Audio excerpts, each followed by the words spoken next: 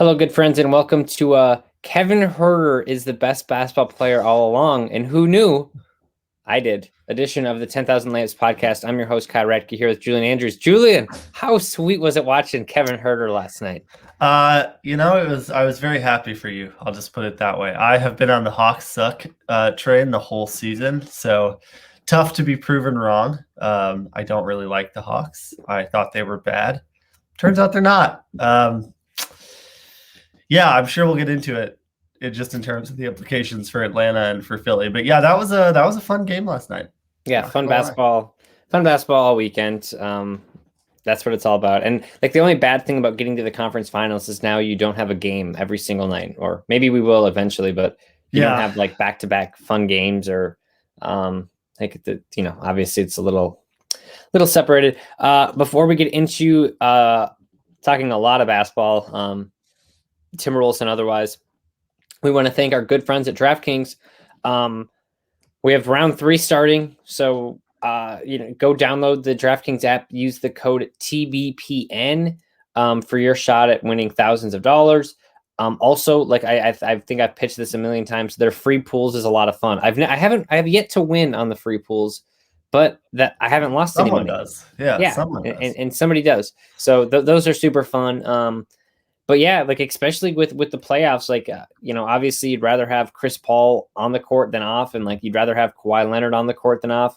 But like who's gonna step up? Like one night it's Terrence Mann, and who knows? Like maybe it's Cameron Payne the next night for Phoenix, and like you just don't know. So get those guys on your DraftKings team, like Kevin Herter. Like who had Kevin Herter having being the best player for Atlanta last night? I didn't. So download the app, use the code TBPN.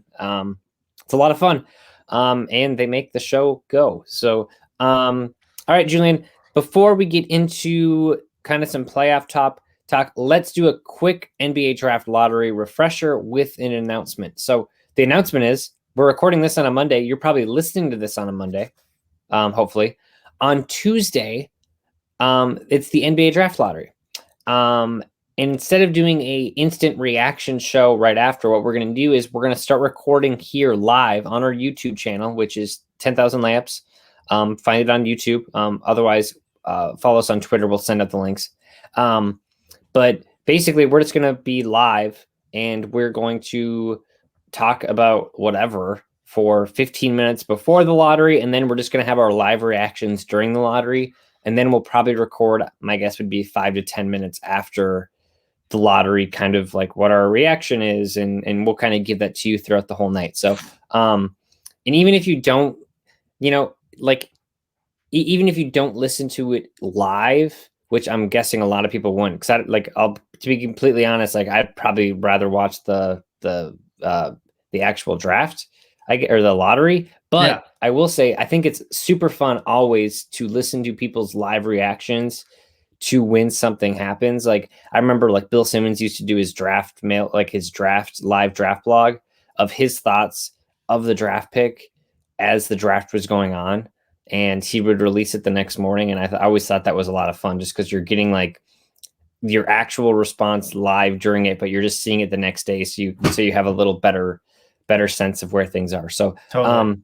That'll be fun. And like check us out, ask us a question. We'll put it in, check us out for 2 minutes, check us out for the whole time. We're really excited to do that. And I think it's our first time streaming. So for surely the internet will blow up. Oh yeah. And it won't be able to happen. When is the lottery? It's on Tuesday. It's at 7:30 Central Time. And you can watch it on ESPN. So I know that's always important. People want to know where it is. I think it only lasts for 30 minutes. I think it's real quick. And then, where are the Timberwolves odds? Obviously, if they get a top 3 pick, they keep it, which is great. They only have about an 27% chance for that to happen. If it doesn't, it goes to Golden State. So right now, the Wolves are kind of slotted in at that the 6th spot, behind Houston, Detroit, Orlando, Oklahoma City, and Cleveland. The highest percentage pick is there's a 29.7%. The Wolves will get the 7th pick, and a 20.6% they'll get the 8th pick, which then it would go to the Warriors. And we've talked about this before. Like if you have the 8th pick in the draft and you traded Wiggins on the 8th pick, for Russell, like it doesn't look as bad and blah, blah, blah. There's a lot of implications here. Obviously, if it's like the number 4 pick and one of those like top guy slides, then it's like, maybe that was a bad pick or a bad trade. But that's why it's a lottery. So yeah, it'll be interesting. I mean, I feel like we talked about this a lot, like way too early. And now we really just like don't have much to say about it. We just got to see what the numbers do. I mean, we can like play through. I'm sure Wolves fans will be kind of playing through all these scenarios throughout the next 48 hours. But at the same time, like, what are you gonna do? You know? Yeah, and I will say, like, it's ping pong balls being blown around by a fan. You know, you're not gonna.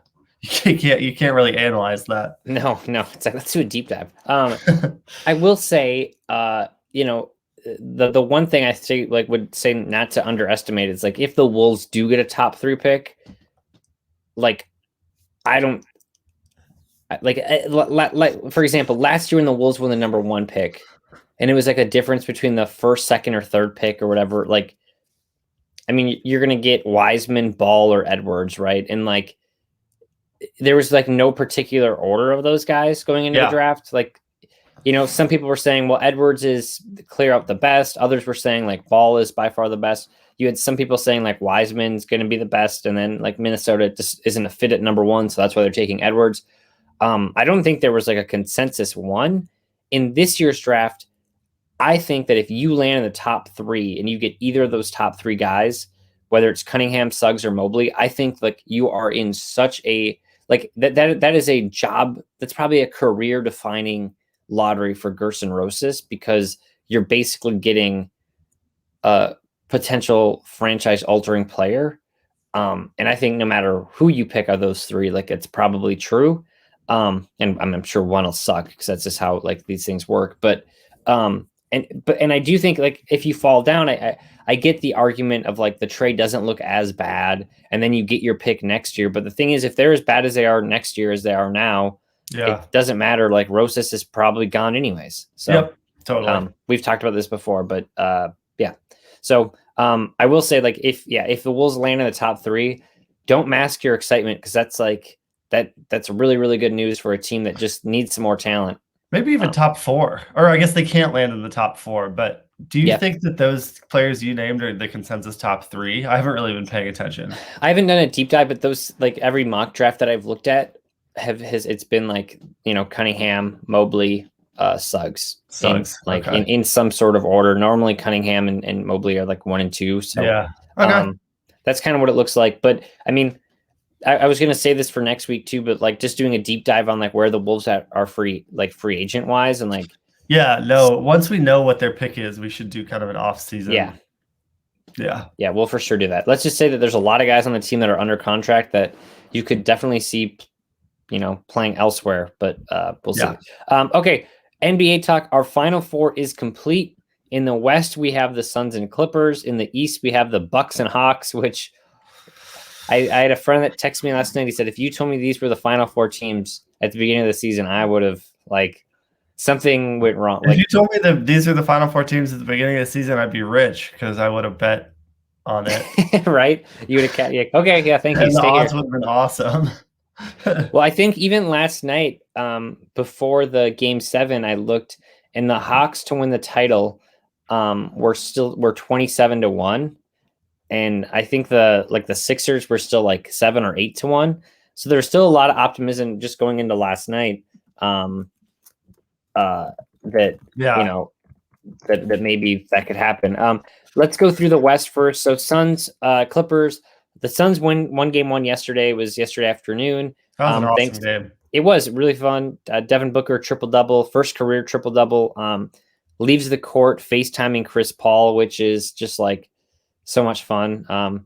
Chris Paul, he has COVID. We haven't really heard much about it. We think he has COVID, but he's been vaccinated. So we're like, it's really hard to say. I'm like unsure of like if the timeline is faster because he's been vaccinated, or like it's not like if it's like the full 2 weeks or whatever, like he probably misses the entire series. I've read other reports saying like they expect him to miss like a game or 2. So regardless, I mean, if there's a series that you'd not want your best player for, I guess this is probably it, because the Clippers don't have Kawhi Leonard with the, you know, potential ACL injury. Yeah. No, I mean, well, I think they were saying something about Kawhi. Now they're hoping it's just a sprain instead of a full ACL tear, which is obviously great news. But either way, he wouldn't be back for Yeah. this year. Um, I mean, if you're the Clippers, that was kind of the game to get, right? I mean, I'm not saying I think the Suns are going to sweep now, but with the Suns not having Chris Paul and having not played without Chris Paul before, um, Paul George was awesome. Yeah. So Reggie Jackson was good, and I think I know he's been good, but you probably can't expect to get 25 from him every night. Um, so I don't know. The Suns looked good. They're just a really deep team. They just really, the way they defend and step it up, they really kind of fell asleep in the last couple of minutes. I really thought they were going to blow that game. There was some rebound where the Clippers just got like 3 offensive rebounds in a row, and the Suns were just like not moving. And I was like, you guys are only up by 6. Like, I don't know. So there are some little moments with the Suns where you're like, oh my God. But by and large, they look really good. And Devin Booker, man, has just totally turned into somebody who we used to debate if he should even be an all-star, if Right. he was like a good stats, bad team guy. And now it's very clear that, I mean, he's like an all NBA caliber player. He's incredible. He is incredible. I have like, so I have 3. I just have like 3 random things floating through my mind. One is I have this written in our notes, so this isn't completely random, but it is crazy to me that this is basically the same exact team that they had last year in the bubble that went hot. But you can just see how much they've grown in a year with Chris Paul, and like what happens when you have confidence. And they always talk about guys when they go to play in the Olympics, how they come back to their teams just like different players, like because it's just like a different mindset of like trying to play winning basketball every single day. And you're seeing that from these guys, like, and like I think DeAndre Ayton, he had a solid game yesterday. I think he's gonna have a really big series because I think he's by far, like, he's the best center, on the court at all times. And like honestly, Chris Paul being out probably hurts him more than anybody, with opportunities. But, and then like just from a Timberwolves fan aspect, like every time I see Cam Johnson in the corner shooting a 3, or like Dario Saric like running the high post, like some sort of play, I'm like not that they're franchise altering players, but like, yeah, they're useful players where we don't have very many of those. I know. But yeah, no, Ayton, I mean, it is crazy that this is pretty much the same team, just plus Chris Paul, and this game was without Chris Paul. Yeah. But I mean, this is what you kind of hope for with young guys, like actually developing, and not just saying, oh, like this is a really big year for our guys to get better. It's like, no, these guys actually, Ayton is way better than he was last year. Michael Bridges is way better than he was last year. Campaign is really stepping up. Booker has improved. So it's just like everyone's actually improved. And that's what happens when you put in the work and commit to improvement. And I hope that, and they're also really well coached. Yep. And I hope that that's kind of something that can kind of happen with the Wolves, maybe not to that extent, but you hope that this can be an example of a team where other young teams around the league can look and say, like, okay, like if you actually commit to winning and commit to getting better and improving on these areas where you're not as strong, then you can actually like do things like make the Western Conference Finals. And I think I think the playoffs this year being so competitive and it being kind of a new batch of teams are almost going to make next year even more competitive, because I think more teams are going to say, okay, like it could be us. It's not necessarily just going to be the Lakers and the Nets. And I know that no team will say that they think the Lakers and the Nets are just going to, win the championship. But at the same time, like it's got to be kind of demoralizing to be in the league and have teams like the Nets. But now that, I mean, neither one of those teams are going to win the championship. Yeah, and so it's a real kind of model for other franchises. You make a really good point, though, because I think if you're like 3 of the 4 teams left were built in a way that like quote unquote fans respect, right? Like you drafted these players, and like you look at the Suns and it's like you drafted Ayton and Booker, and then like you got Chris Paul, who was a year before like a contract nobody wanted, and he transformed your team. The Clippers built their team obviously in a way that, it's kind of like more of the super team mentality. But then you have like the Bucks, homegrown star in Giannis, and same thing with the Hawks with like Trae Young and all these young draft picks. And so yeah, I think if you're a team like the Wolves, you say like, okay, like maybe we're Towns and like Anthony Edwards really good season, and like figuring out what Russell's role. Like you can convince yourself that you're not that far off. Yeah. Yeah. And I don't mean that in like a you're actually that far off. I'm just saying, like, I don't think any of these teams, like the Hawks weren't going to make the playoffs at the midseason mark when they had Lloyd Pierce, and like now they're in the Eastern Conference Finals. Like it's a good sign for smaller teams, surely. Yeah, it's like good coaching and a good crop of homegrown talent, and then 1 or 2 impact free agents. Because you think about Drew Holiday, I guess that was a trade, but it's like then like one piece that you like brought in. Drew Holiday, Chris Paul, Bogdanovich, has been really huge for the Hawks. So yeah, there's definitely kind of a formula here, and I know that I'm not the first person to say that, but it's really interesting to kind of watch that play out. Yeah, it's fun. Okay, let's go to the other series, Bucks versus Hawks.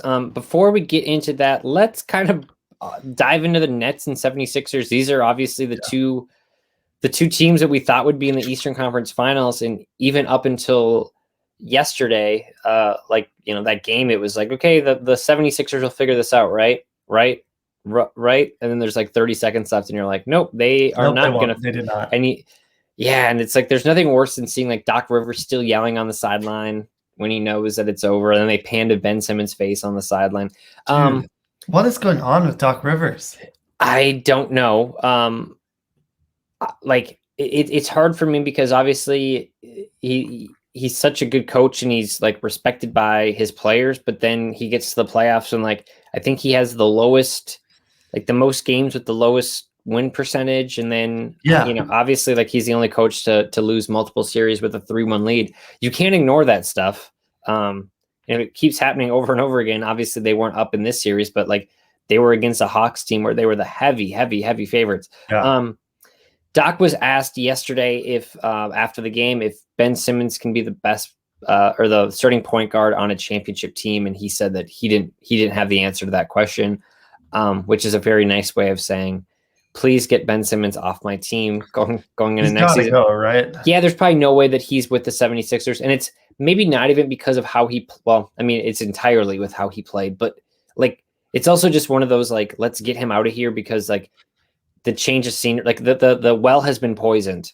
Like, yeah, exactly. And the fit has never been good with him and Embiid. They've just found creative ways of covering it up. So I don't think I think the answer to that question is yes. I think Simmons can be the starting point guard on a championship team. I think you just have to have a very different roster. Around him.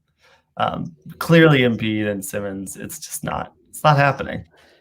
No, and you do feel bad for Simmons because like on a level, like he sucked, right? Like that was a painful series. Like he would refuse to shoot.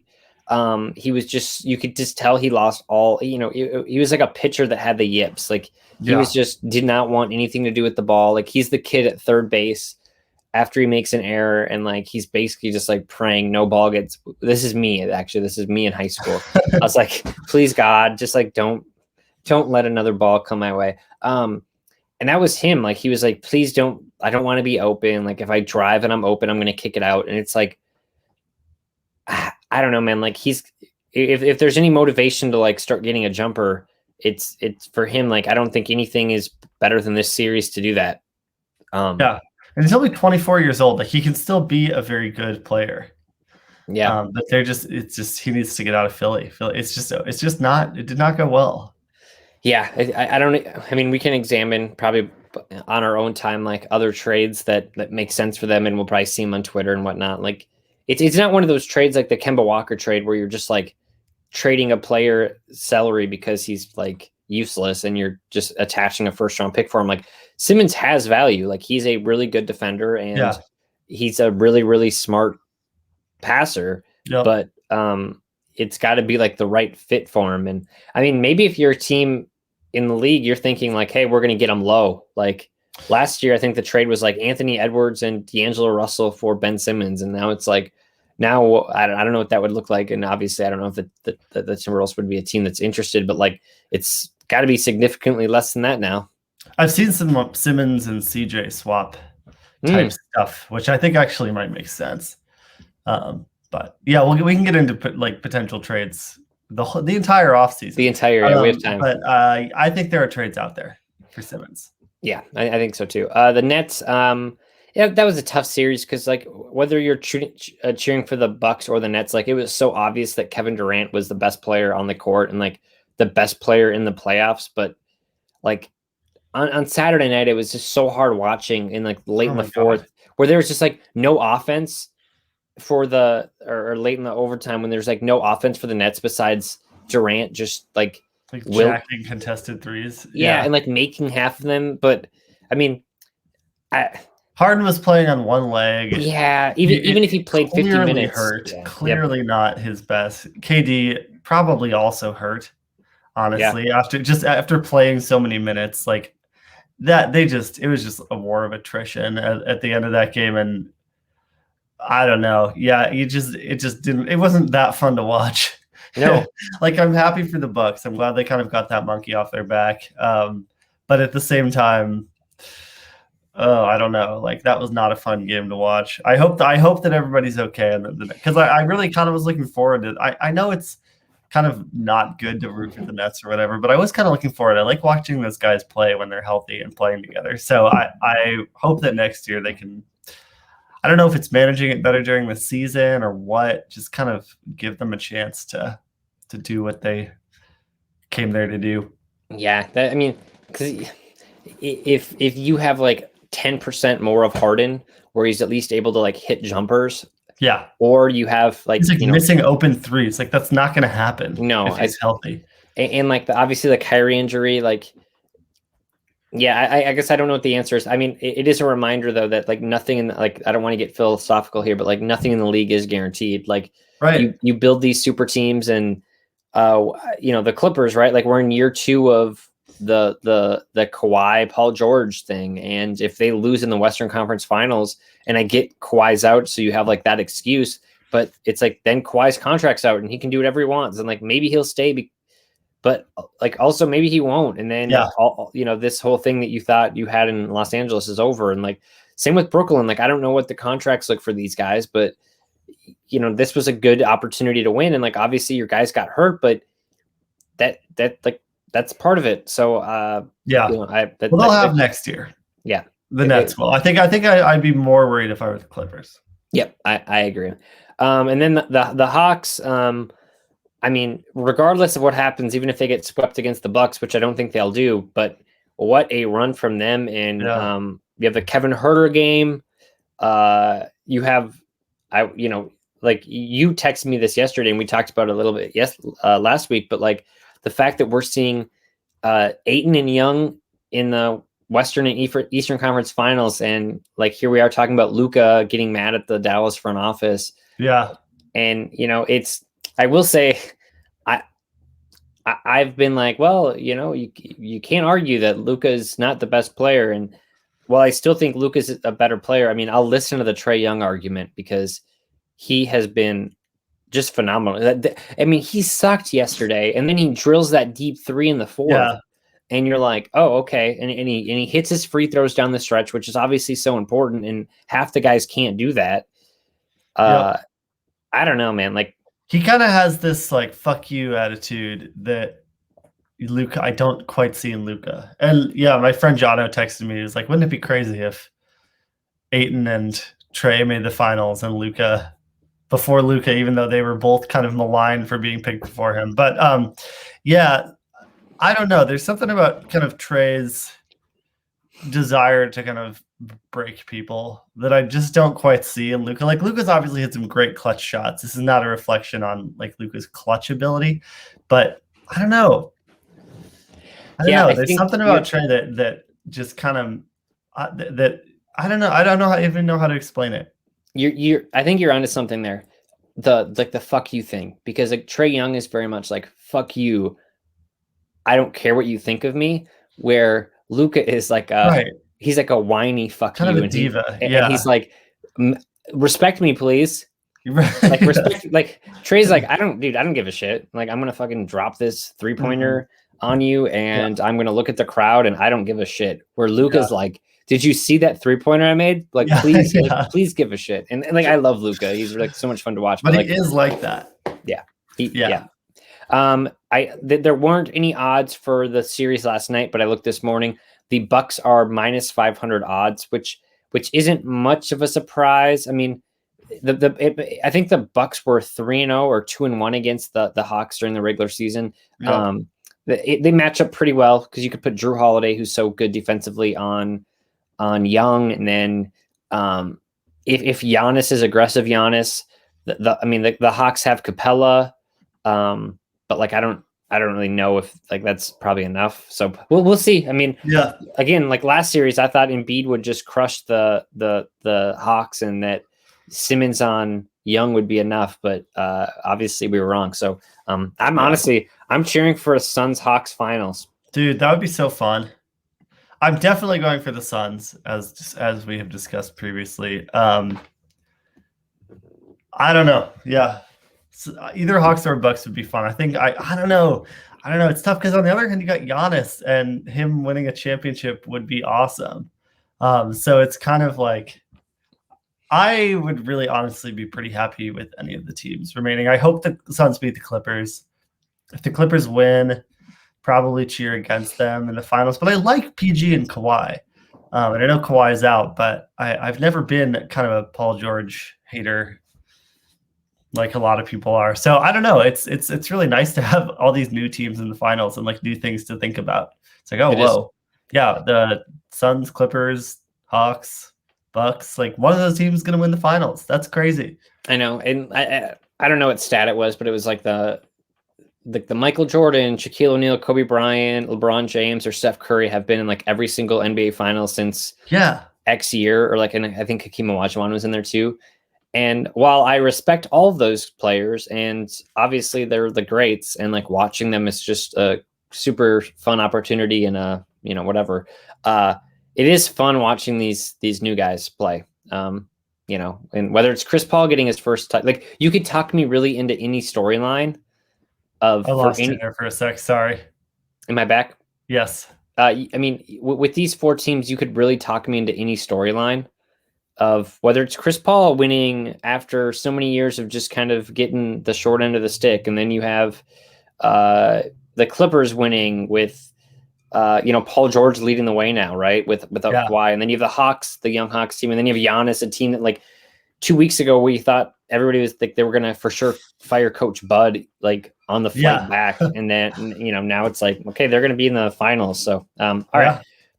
Let's get into the 3-star sports cards card corner. Still not easier to say, but you're getting better at it. Yeah. Big ups to them. We thank 3 stars for sponsoring us, and our partnership's great. I actually got in two small breaks yesterday. I got a football break and a little basketball break. I think I got a Tyrese Maxey Prism card and a few other stuff. Pretty inexpensive though. So cool. Go check out their breaks and everything. It's they've kind of expanded what most, I think most hobby shops have kind of stayed away from like breaks and stuff like that, where they've kind of embraced it and noticed that times are changing and whatever. All right, let's get into, I kind of wanted to highlight 4 cards of the 4 kind of best players remaining in the playoffs. So if you're getting, I'm basically saying if you're getting the premier rookie card of a base. So that's basically what I'm giving you right now is 3 prisms and 1 Bowman card. Sure. Bowman. All right. Devin Booker for the Suns, his PSA 10 has gone anywhere from like $900 to $1,400. I saw one for yesterday. There are, and when I say pop count, that means how many there are, basically population. So there are more than 1,400 of these cards. So pretty expensive card when you think about it. And I'm not going to tell you to buy any of these cards. I just want like to just everybody to have a kind of a perspective of where, but we haven't really seen any huge jumps from this Devin Booker card, but it's on the way up. Let's go to the Giannis PSA 10, his prism. There's 2,600 of these cards. This is right around $1,500. And it's kind of a crazy thing. It's creeping back up into the 2,000 territory now. And I'm guessing it'll continue to go up because people see that it's underpriced. Because, I mean, back in late March, and obviously the card market has changed since then, but this card was at like $3,400. Wow.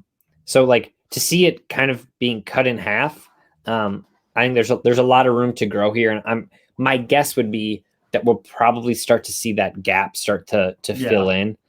Even if the card market dips, like when individual all-time greats, and if Giannis can add a championship to his resume, like his cards are going to get a huge boost, because then you go from like fun MVP like James Harden to like all-time great because you led your team to a championship. All right. Trae Young Prism. So this is the one that is the cheapest, right around the 300 to 350 range. And you might say, well, why is that? So it's because there's 9,600 of these cards. Got it. So we talk about how like people are always wondering if the Lucas or if the Trae Youngs or if basically those 2018 rookies, when the market really blew up, like why, like how these cards could get devalued. And it's because people keep sending their cards into PSA, which is a smart thing to do. But now you're getting more and more 10s. Whereas with, if you look at the Devin Booker, you had 1,400 PSA 10s. And with Giannis, you had 2,600. You have, 8 times the amount of that with Trae Young. So that there's more of them out there, which is affecting the value. So that's right around like 300 to 350. Again, you'll probably see that start to creep up again. But if you're like, hey, I want to buy a PSA 10 rookie of one of the guys left, I don't really care about the investment. This is the cheapest. Now things get interesting here because Paul George, he doesn't have a Prism because Prism first printed in 2012. Right. So he has the it's the I have written in my notes Donruss, but I believe it's a Bowman rookie card. I was bidding on one last night, and because these are going for 450, 500, 240. There was a sale, so if you got that one, good for you. 520. I was bidding last night on a card, and I was in like the 400s before I got kind of willied out, and it was up to the 600s. Wow. Yeah. So we're going to see this go up too, because I think basically there's only, and the thing, like we talk about pop counts, there's only 49 PSA 10s of this card for Paul George. Oh, wow. So again, 9,000 compared to 49, where there's not like Paul George doesn't have like a premier rookie card. So, this would kind of be it. So, this card is at like $500, more than $500 in March, and we're seeing it creep back to that. So, just a fun way to look. And if you are a new collector and you're wondering why some cards are priced higher than others, even though the player might be better, look at the pop counts, because that's relevant. Because if there's more cards on the market, you understand how that works better than I do. But but I think next week let's take a look at the biggest falls from every playoff team. Like maybe look at some teams that had high hopes going into it, and then maybe they like a Ben Simmons, right? And see where his card started and maybe where it ended. So cool. Yeah, fun times all around. We got to go, Julian. We got to stop there and pick up a pack soon. I think I have some cards. I think I have some cards coming back from PSA, so I'll let you know. Sweet. Yeah, shoot me a text. Awesome. Well, we have to go to work now, but Julian, you rock as always. Thank you for the new background. If you're watching on YouTube, all Julian. You got it. Otherwise, we're pumped to talk to you guys tomorrow. Hopefully all good news in Wolves land. If not, we'll be just drinking and crying, and we'll be like, that's about what we expected. Yeah. Right. Yeah. Okay, sweet. Well, everyone, enjoy your week. We will talk to you tomorrow, but thanks for listening, and we'll talk to you next time.